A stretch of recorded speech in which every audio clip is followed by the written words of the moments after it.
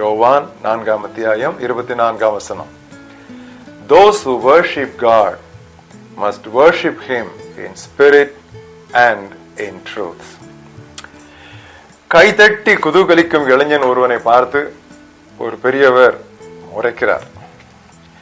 கைகூப்பி தலை வணங்கி அமெரிக்கையாய் நிற்கும் தாய் ஒருத்தியை கேள்விக்குறியோடு உற்று நோக்குகிறாள் ஒரு இளம் நங்கை.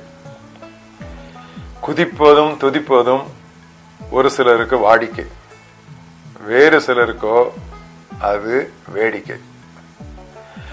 ஆராதனையை கருத்தாளமும் கிரமமாய் இருக்க செய்ய வேண்டும் என்ற நோக்கோடு திருச்சபை தந்தையர், சர்ச் ஃபாதர்ஸ், சபை கூடி வரும்பொழுது பயன்படுத்தும்படி துதி, ஜெபம், விண்ணப்பங்கள் ஆகியவற்றை எழுதி கொடுத்தார்.